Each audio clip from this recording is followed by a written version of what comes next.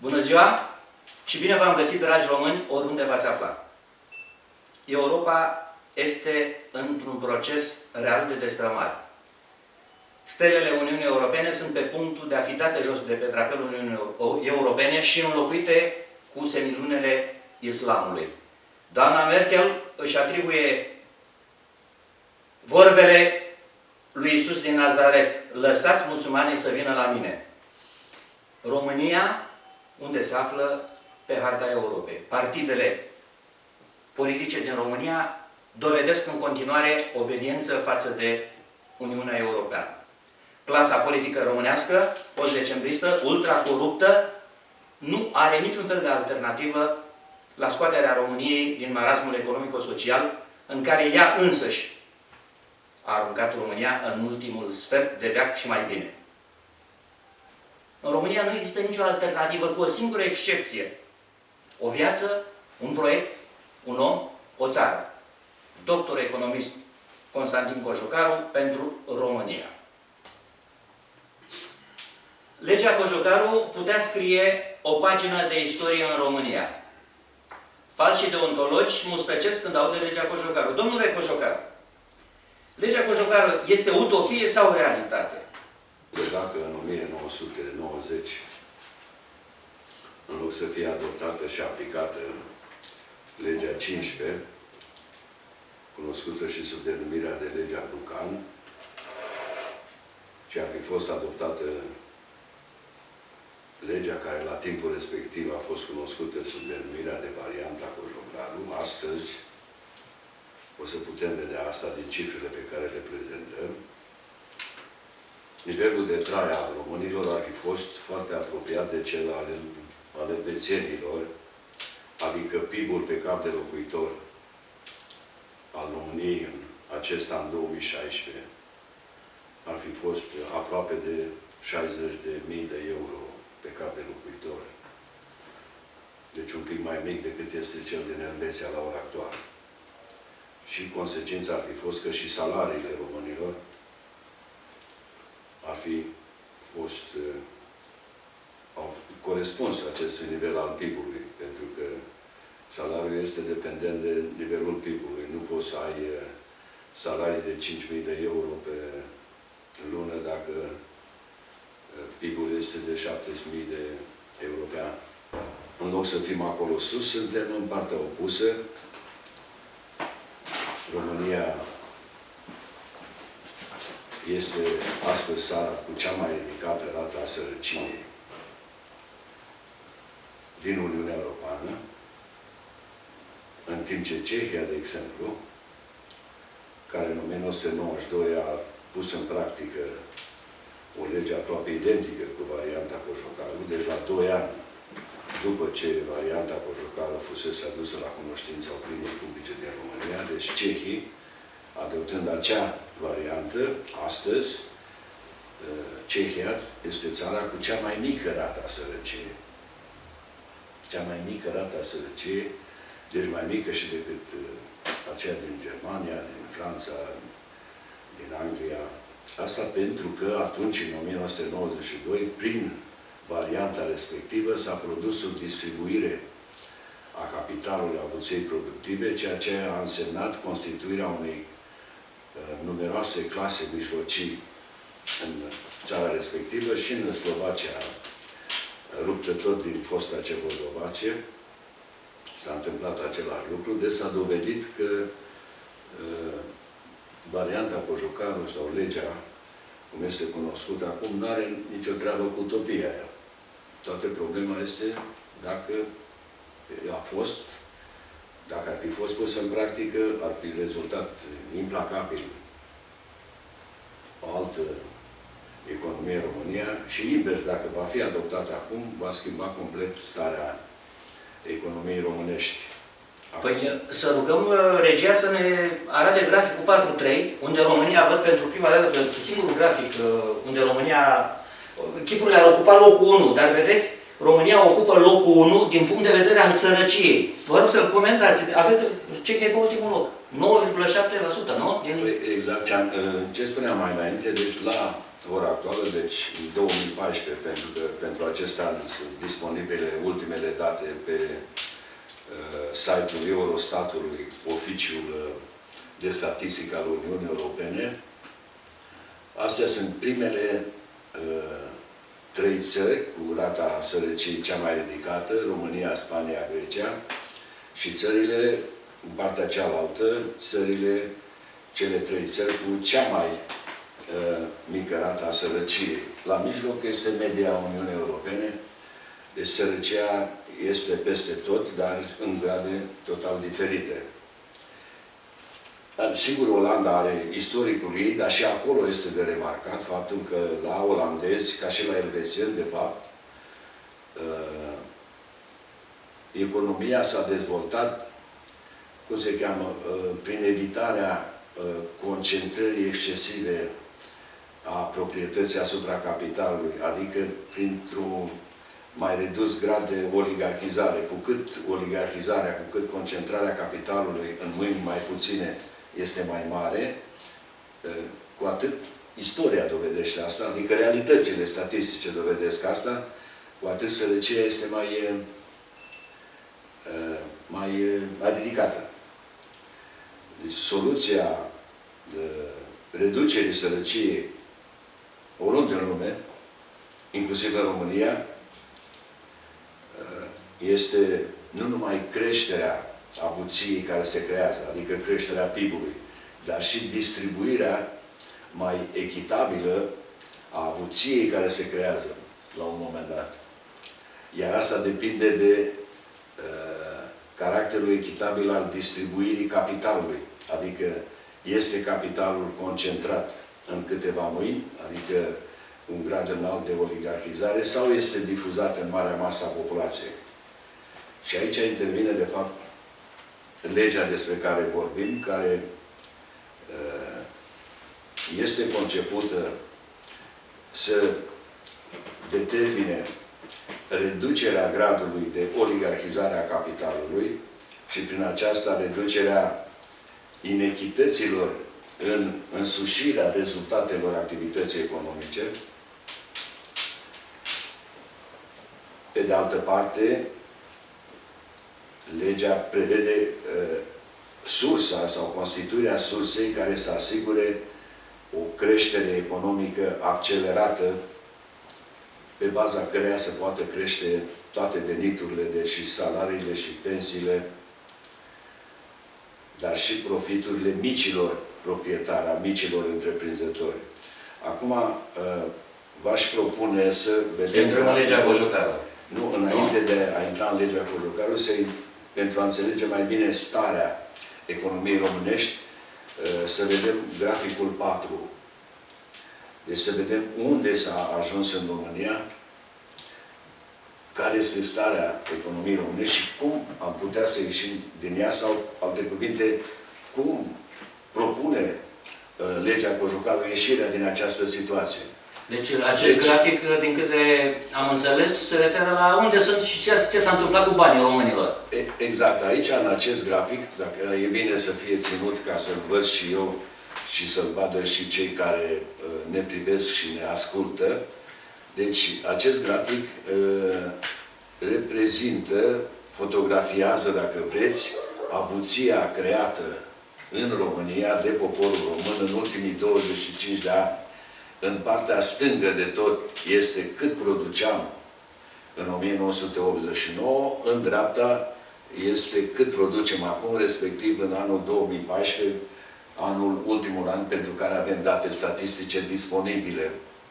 Ce se observă este că producem un pic mai mult. Producem un pic mai multă avuție acum decât produceam cu 25 de ani în urmă. Prima observație.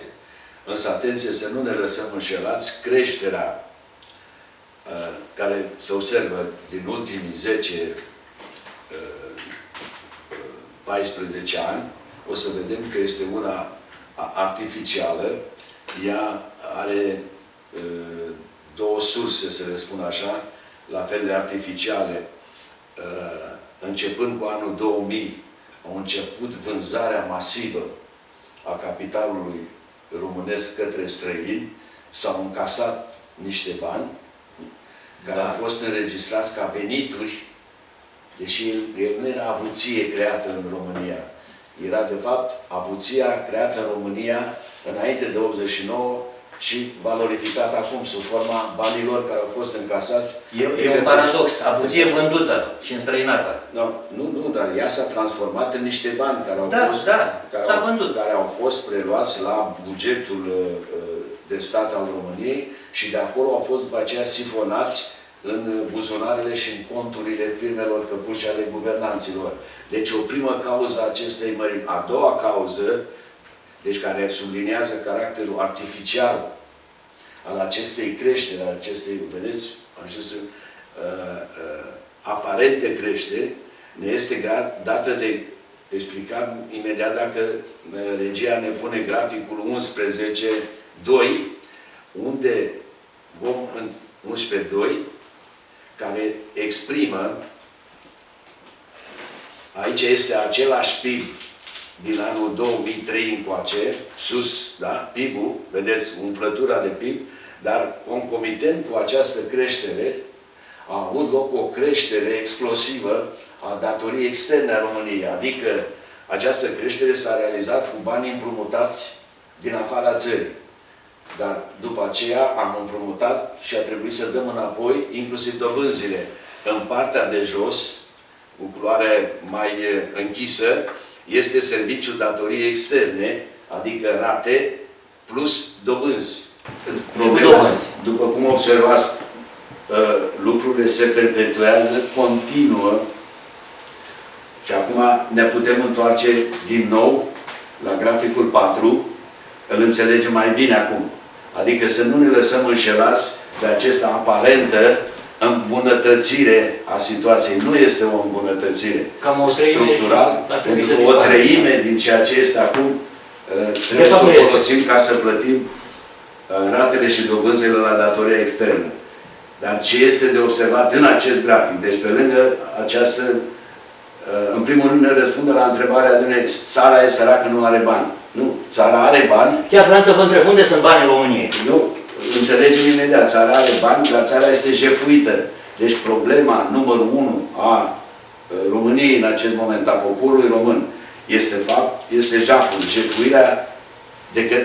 jefuirea țării de către cei care au devenit stăpâni, atenție, care au devenit proprietari și vom vedea imediat cine sunt aceia, cei care au devenit proprietari pe capitalul românesc. Ce ne spune acest grafic? Acest grafic ne spune faptul, observați că sunt mai multe culori. Culoarea cea mai de jos, albastrul acesta închis, sunt salariile primite în acești 25 de ani de cei care au avut calitatea de salariați. Mai sus, un albastru mai deschis, sunt pensiile. După aceea este o dungă tot albastru, foarte deschis, sunt ajutoarele sociale, veniturile sociale. După aceea, partea galbenă este ce a luat statul, taxele pe care le-a luat și cu care a rămas statul. Statul ia mai mult, dar după aceea o parte din ceea ce ea plătește sub formă de salarii la bugetar, de pensii și așa mai departe. Asta este ce rămâne.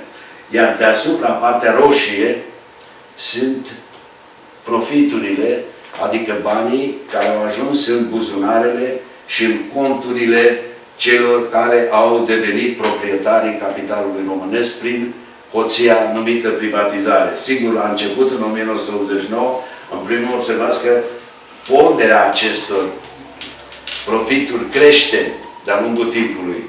Era mult mai mică în 89, când era mai puțin de jumătate, dar și jumătatea era luată de statul, e adevărat, statul comunist, dar era luată de stat și rămânea într-un fel sau altul rămânea în țară. Uite, se spune acolo, sunt în acești perioade s-au creat în România o avuție egală cu 2800 de miliarde, deci 2,8 trilioane de euro.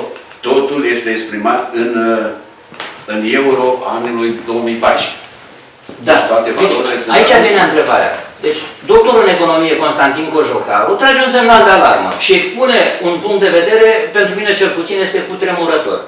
românii au fost supuși în ultimul sfert de veac unui jaf crunt. Domnul Căjucat, românii nu știu de treaba asta, sunteți singurul care cunoașteți acest adevăr? De câte știu eu, sunt puțini oameni, puțini români care cunosc acest adevăr. El este ascuns cu dibăcie. În primul rând, deși anualul statistic al României spune că există mai multe metode de calculare a PIB-ului, deci de împărțire a PIB-ului pe ramuri, pe sectoare, pe așa mai departe, pe utilizări, printre aceste metode și metoda veniturilor, asta care o reprezint eu aici. Deci, din ce se compune? Din veniturile care se duc pentru muncă, veniturile pentru capital, ce rămâne statul net.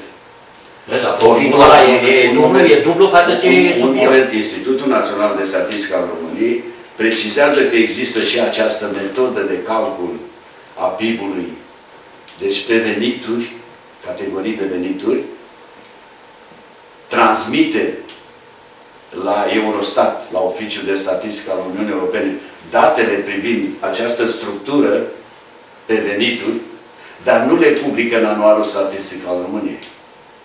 Deci, ele sunt calculate, sunt transmise la Eurostat. Eurostatul le publică alături de PIB-urile pe structura veniturilor, alături de celelalte state europene, dar românii nu au cunoștință despre această informație le este refuzată românilor. Și gradul de informare al românilor este diferit, la fel ca și gradul de înțelegere al acestui adevăr, care este, repet, deci deocamdată noi o să avem și posibilitatea, dacă e nevoie, să arătăm corectitudinea cifrelor care sunt înscrise în acest grafic, luând cifrele respective din paginile anualelor statistice ale României, pagină cu pagină, și vom demonstra corectitudinea acestor cifre. Deocamdată, deci asta este, sper că s-a înțeles. În România, în această perioadă, aproape 2 trilioane de euro au fost însușiți de către cei care au devenit proprietari pe capitalul românesc prin privatizări, retrocedări, ziceți dumneavoastră, restituiri. Deci, prin legile adoptate de Parlamentul acestei țări, capitalul a fost trecut din proprietatea poporului român, întâi în proprietatea privată a statului și de acolo a fost vândut în cea mai mare parte străinilor. Și el se află acum în cea mai mare parte sub controlul străinilor, lucru pe care îl putem observa și dacă ni se dă graficul numărul 4. Deci până apare acest grafic, vreau să înțeleg faptul că românii au fost jefuiți cu legea în mână. Au fost jefuiți cu legea în mână. Și vom vedea și cine. Aici avem acest grafic este construit pe baza datelor publicate de către Institutul Național de Statistică al României în 2015, care ne arată cine controlează întreprinderile, respectiv capitalurile românești. Și iată în ce situație ne aflăm acum. După 27 de ani de democrație capitalistă. Mai sunt controlate de către români 12% din capital, mai este să află sub controlul românilor, 12% din capitalul utilizat în România, restul de 88% este controlat din afara țării, deci de către multinaționale. Evident, controlează cineva, când controlezi o întreprindere, atunci când ai majoritatea acțiunilor respectiv, majoritatea când deții proprietate, majoritatea capitalului. Multe am avea de discutat cu tema asta, dar deci, să ne întoarcem la democratizarea capitalului, fiindcă aici... Deocamdată reținem faptul ăsta, da? Acum ne întoarcem din nou la 4 pentru câteva secunde, deci să înțelegem că cea mai mare parte a acestei părți roșii acum se duce în buzunarele și conturile multinaționalelor, respectiv transnaționalelor, celor care au devenit proprietare pe capitalul românesc. Și avem și mai și mai bine înțelegem cum stau lucrurile dacă vedem și graficul numărul 5, care ne arată cum se împarte PIB-ul 5. 5, nu 5 1, 5, da? 5. care ne arată cum se împarte PIB-ul în România și în Elveția. Deci în Elveția, cei care creează, respectiv salariații, primesc 62%, deci partea albastră, iar proprietarii capitalului primesc 36%, o treime. Deci 2/3 merge la salariat Și o o treime la proprietarii de capital și mai trebuie subliniat că la elvețieni, am spus și la elvețieni și la olandezi și la alții, prin istoria lor specifică, deci aceste națiuni, aceste popoare au evitat oligarhizarea capitalului, adică sunt țări unde capitalul este distribuit în masa largă a populației. Deci acolo și treimea aia ajunge tot la cei mulți. În timp ce în România situația este exact inversă. Da. Este exact invers, adică numai o treime ajunge la cei care creează, la cei care muncesc și 2/3 aproape se duce în buzunarele și conturile celor care au devenit proprietari, spre deosebire de elvețieni, unde în general devii proprietari prin muncă, prin economie, prin economisire și investiții. Aici capitalul a fost acaparat prin hoția numită privatizare, deci nu pe calea naturală, cinstită a muncii și a economisirii. Ceea ce propune, de fapt, legea Cojocaru, o să vedem imediat și textul legii, este să preluăm o parte din cei 55%. Stă în puterea statului român încă, dacă între timp nu cumva se face Uniunea Fiscală Europeană, pentru că pentru cine urmărește cu atenție în ultimii ani, se tot insistă ca să se facă Uniunea Fiscală. Se vorbește de Uniunea Bancară și de Uniunea Fiscală. Uniunea Fiscală ar însemna preluarea atributelor suveranității naționale, a suveranității statelor, de a stabili sistemul de taxe și impozite, deci deposedarea popoarelor de această suveranitate și ridicarea ei în afara națiunilor, respectiv la nivelul instituțiilor Uniunii Europene. Deci secretul, care nu este de fapt secret, este acela al acumulării de capital.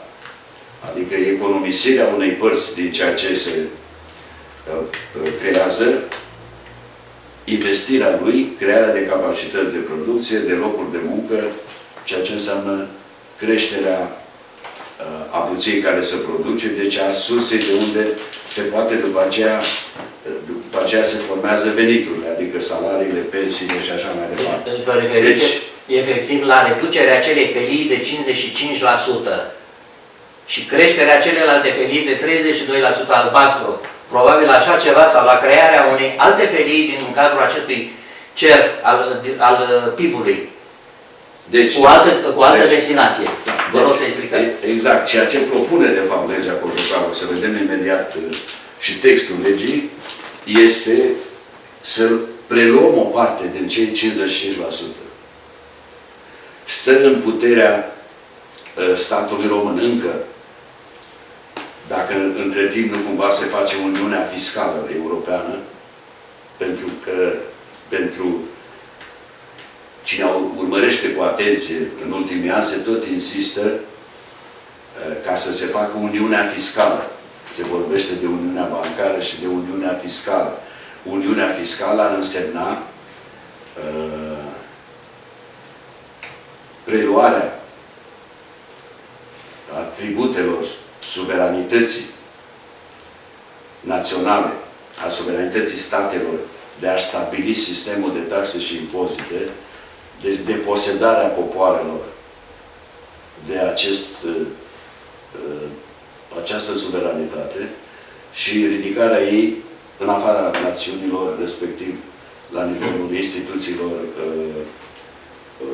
Uniunii Europene. Deci, apropierea Uniunii Europene de principiile vechi ale Uniunii Sovietice. Da. Efectiv. Deci, deocamdată, cu actualele reglementări naționale și comunitare, putem să impozităm, să găsim un impozit prin care să preluăm o parte din aceste profituri. Din acea felie nesimțită de 55%. Da. Deci să aducem ceea ce rămâne proprietarilor de capital, care am văzut că în proporție de 88% sunt străini, deci să le aducem nivelul profiturilor aproape de cele din Elveția. Nu facem nimic altceva decât acest lucru. Preluăm o parte din aceste profituri și propunerea mea a legii Cojocaru este ca acei bani să nu-i folosim pentru salarii, pensii, ajutoare sociale, ci să-i folosim pentru investiții. Nu pentru consum. Deci nu pentru consum, pentru a crea capacități de producție, a crea locuri de muncă. Și bunăstare în viitor. Care să ne permită să obținem o creștere economică accelerată, mult mai rapidă decât media europeană, care este de 2-3%, 1-2-3%, deci de ordinul a 10-11%,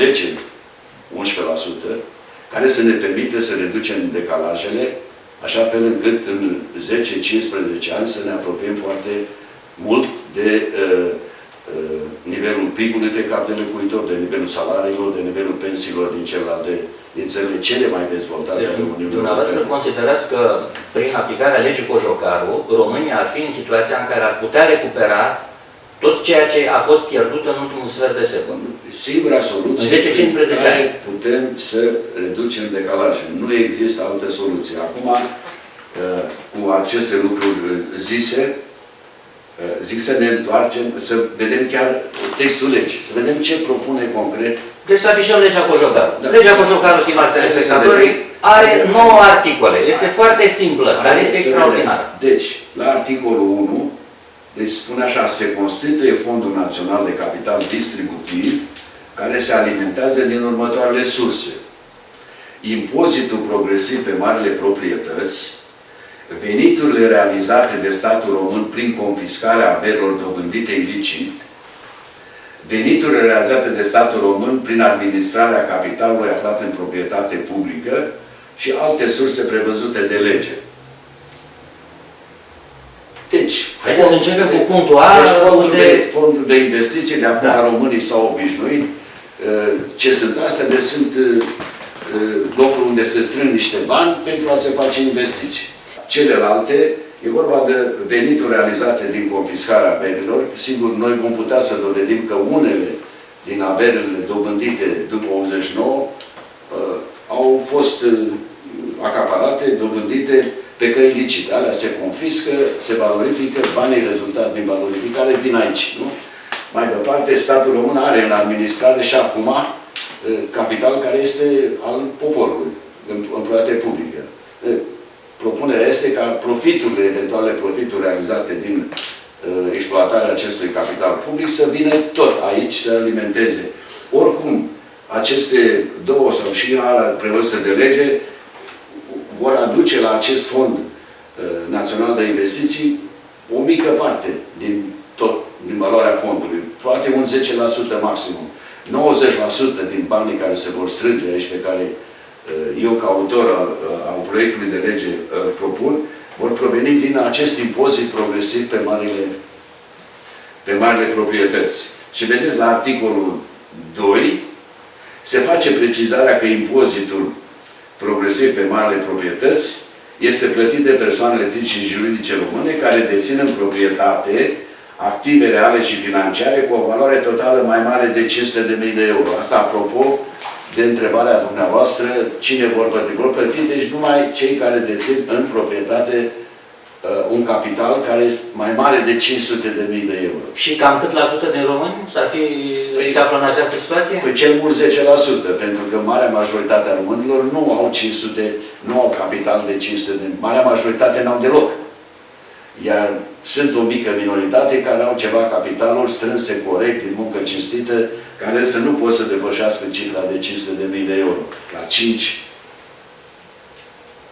O să vedem că prin acest 20%, deci la primul an, acum, Da. când o să începem să aplicăm legea, vom lua din cei 55, 20%, Din 15, 150 de miliarde de euro ar veni cam 30 de miliarde. 30 de miliarde.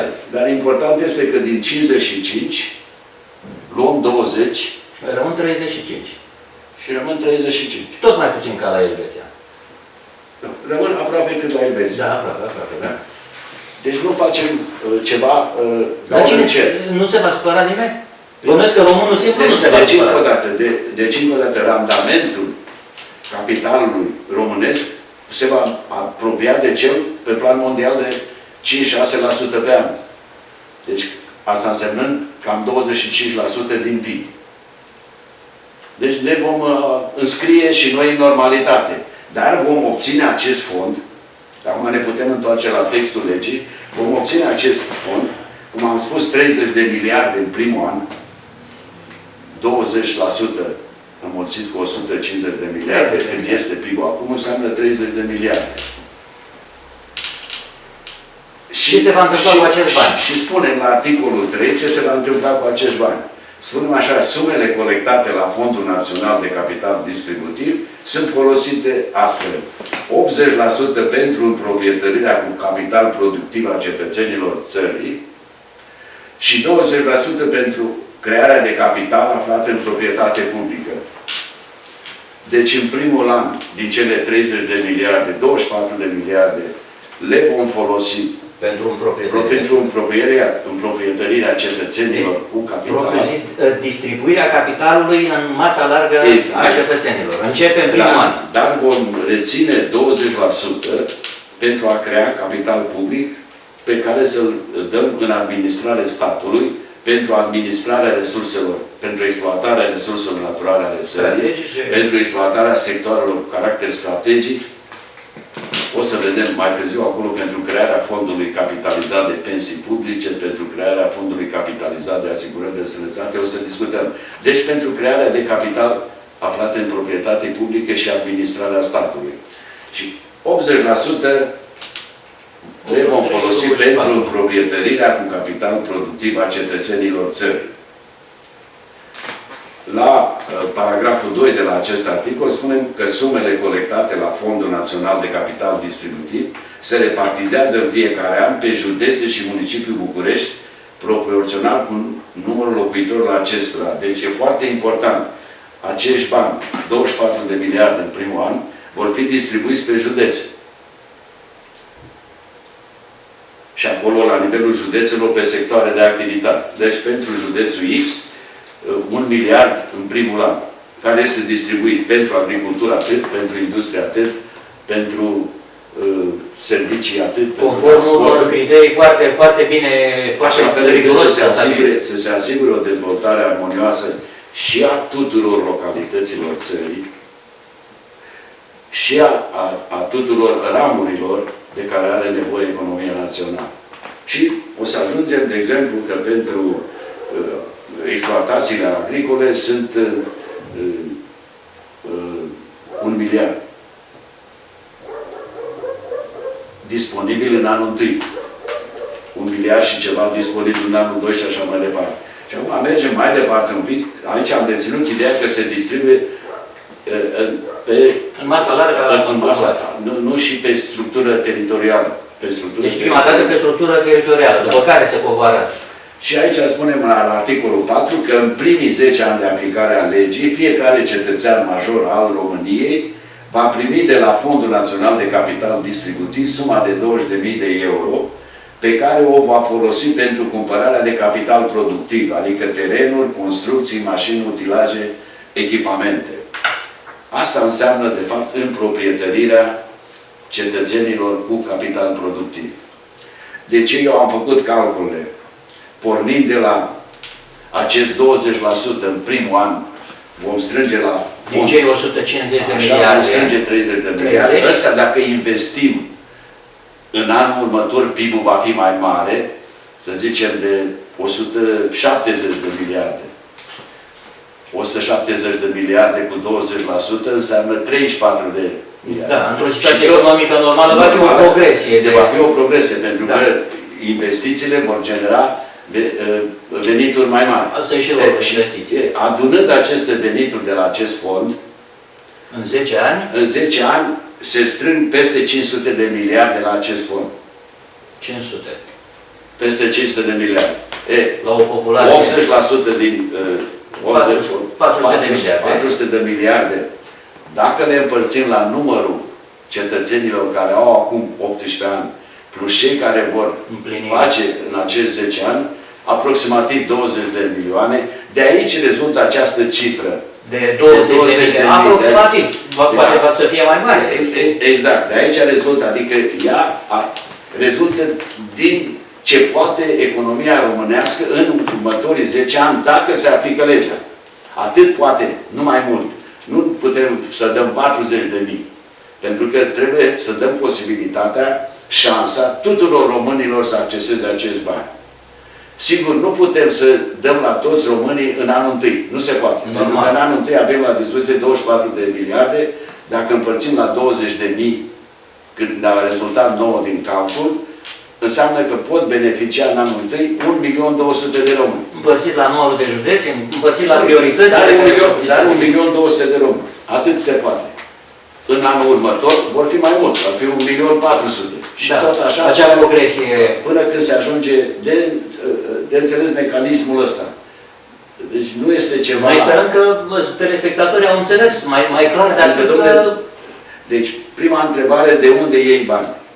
Am arătat de unde luăm bani. Deci banii există. Banii există, însă ei acum sunt însușiți nelegitim de către cei care au devenit proprietari asupra capitalului românesc pe cale nelegitimă. Deci noi vom face o legitimizare a distribuirii capitalului în masa largă a populației. Și a capitalului și a ce rezultă din utilizarea capitalului, a veniturilor, a plusvalorii, cum se numește. Deci aici sunt problema și cum facem cine trebuie să fie cei 1.200.000? Cum îi selectăm pe cei 1.200.000 care să beneficieze în primul an, pe cei 1.400.000 în al doilea an și al treilea? Probabil se va crea un organism național care... Răspunsul îl avem deja. De mai mulți ani, nu numai România, ci toate țările Uniunii Europene primesc niște bani de la Uniunea Europeană, așa zisele fonduri europene, care sunt distribuite, sunt însușite, accesate în mod gratuit de către cetățeni. Ceea ce li se cere cetățenilor europene este să prezinte un proiect. Viabil. Un proiect viabil din care să rezultă ce face cu bani. Faptul că există fonduri europene, este vorba de mii de miliarde. Sigur că s-au făcut și aici încercări de lapidare, de fraudare.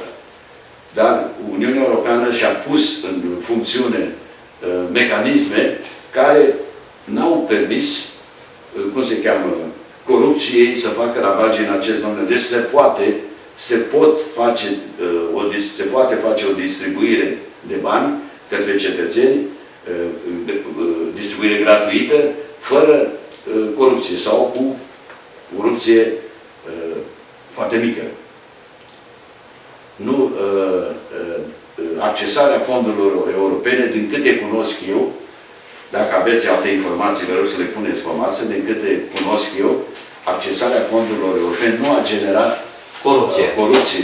Încercări au fost, dar într-adevăr... Încercări au fost, deci nu trebuie să ne speriem de faptul că constituirea acestui fond, într-adevăr, de valoare mare, vorba de sute de miliarde de euro, o să genereze corupție. Problema, sigur, se pune în continuare să îmbunătățim și funcționarea statului. Lucru pe care Noi l-am propus deja prin proiectul de revizuire a Constituției, cunoscut sub denumirea de Constituția Cetățenilor. Deci, sper că am înțeles și articolul 4.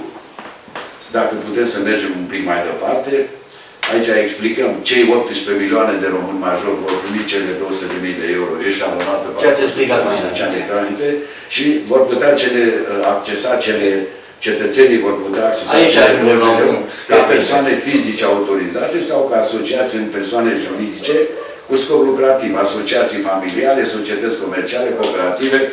Deci cineva poate să ceară, să cumpere, să zicem, 2 loganuri pe care să folosească ca taximetre și asta ca persoană fizică. Ca persoană fizică autorizată. El și feciorul vor să facă taximetrie. Pot să facă, da? Dar pot să acceseze sumele respective și cetățenii asociații familiale, deci familia 5, 6, 10, când o familie mai mare. Sau mai mulți membri al unei comunități, al unei comune. Pot să formeze o cooperativă sau un SRL sau o societate pe acțiuni, deci forme diferite de organizare care să permită folosirea acestor bani, dar cu scopul precis stabilit la articolul anterior, acela de a cumpăra capital productiv. Sunt mulți români care se gândesc oare cum să fac eu să pun pe acești bani 20.000 de euro, să fac cu ei ceea ce vreau eu. Nu, trebuie să le explicați ce se întâmplă cu acești bani. Să facă ce vrea cu banii de la Uniunea Europeană, tot așa va fi și aici. Banii se duc în cont, deci după ce ai depus proiectul ți-a fost aprobat, banii se duc în cont și se duc cu, cum se cheamă, cu destinația aprobată. Da. Cumpărare de teren, 20.000, spații, utilaje, așa, construcție, graj, 40.000, tractorul, atâta. Cabinet de stomatologie. Exact. Costă... Ce e acolo, în cabinetul de stomatologie. Da.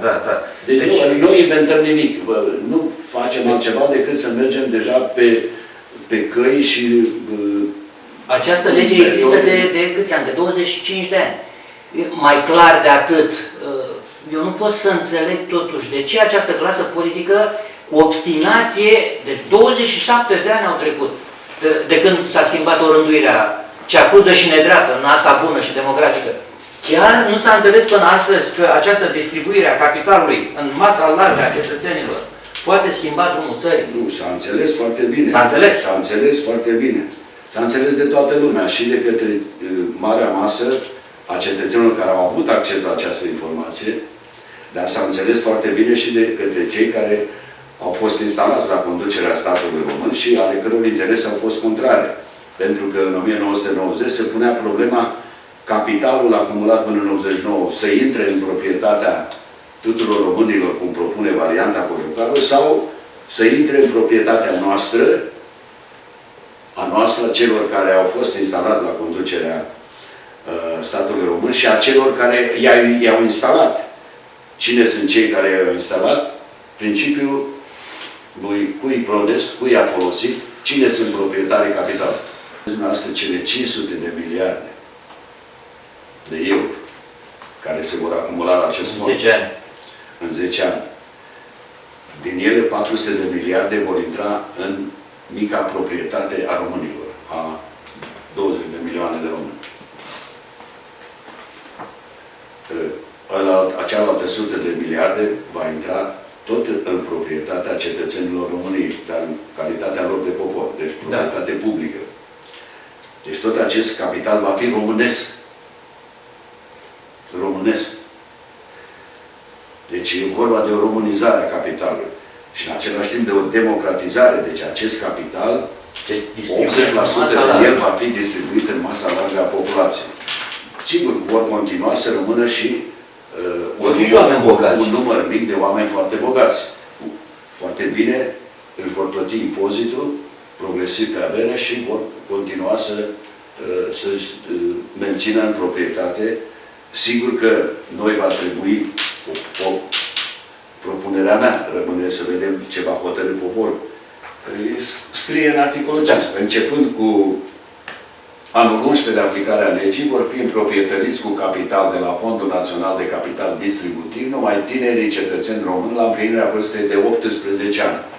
Deci pornim de la ideea că în 10 ani toți românii care vor fi împlinit 18 ani până la terminarea acestei perioade de 10 ani, vor fi avut șansa, să beneficieze o dată în viață, de a beneficia de această împroprietărire cu capital.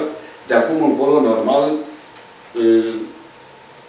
zic eu, vor avea acces la împroprietărire cei care vor împlini 18 ani după această perioadă. Mergem mai departe, mai avem câteva articole. Articolul 6 din legea Cojocaru. Păi, adică spune, vor da, e o chestie interesantă. Cei care nu... Și pentru cumpărarea de acțiuni la societăți comerciale create prin investiții făcute de Fondul Național de Capital Distributiv. La ce se referă asta? La faptul că Fondul Național de Capital Distributiv poate, de exemplu, să reconstruiască uzina Tractorul Brașov. Da. O reconstruiește, a pus-o în funcțiune și în acel moment spune cei care doresc să folosească cei 20.000 de euro ca să devină acționari la Tractorul Brașov, sunt invitați, face subscripție publică și ei devin proprietari la... Nu toți au spirit economic, exact, dar devin acționari. Deci fondul acesta pune pe picioare întreprinderi industriale pentru ale căror produse există cerere internă sau externă și după aceea oferă posibilitate cetățenilor, diverselor categorii de cetățeni ca să devină proprietari. Mai clar de atât nu se putea. Tocmai în acest scop aveți articolul 7. Așa, articolul 7, da, activele achiziționate cu bani primiți de la Fondul Național de Capital nu pot fi înstrăinate. Ele pot fi lăsate în moștenire potrivit legii. Deci trebuie să oprim posibilitatea de a se face comerț cu acest capital. L-ai primit, trebuie să le exploatezi, să beneficiezi de el în timpul vieții și îl lași moștenire. Dincolo, dacă îmi permite, dincolo de creșterea ratei natalității, dincolo de faptul că acest fond nu poate fi înstrăinat, ați introdus încă un articol foarte interesant, articolul 8, care va rezolva multe din necazurile tinerilor. Exact. Tinerii în vârstă de până la 35 de ani care nu au și nu au avut o locuință în proprietate pot opta ca jumătate din sumele cuvenite lor conform articolelor 4 și 5 să fie folosite pentru plata parțială sau integral a prețului primei lor locuințe. Deci ca să rezolvăm și problema locuințe. Evident că după, începând cu anul 11, vor exista suficienți bani să-și o cumpere integral. Să se cumpere integral, ca să nu mai existe problema locuinței pentru tinerii români. Domnul Cojocaru, nu vreau să exagerez, dar dumneavoastră vreți să creați raiul pe pământ în România? Nu, absolut. Eu arăt ce se poate face dacă se oprește hoția. Dacă se oprește jefuirea. Că aici se vorba de jaf. Popoarele sunt jefuite de aceste corporații transnaționale. Legal. Cu legea în mână. Cu legea în mână. Iar articolul 9 încheie legea. Normal, organizarea și funcționarea Fondului Național de Capital Distributiv se stabilesc prin hotărâre de guvern. Trebuie foarte multe detalii și amănunte care trebuie precizate între o hotărâre de guvern să facă funcțional fondul. În fond e vorba de o instituție. Da. Dar, drag popor român, stimați români, a fost o primă emisiune. O viață, un proiect, un om, o țară. Doctor economist Constantin Cojocaru pentru România. La revedere, dragi români, oriunde vă aflați, nu vă pierde speranța, frumoasă să vă fie viața, vom reveni.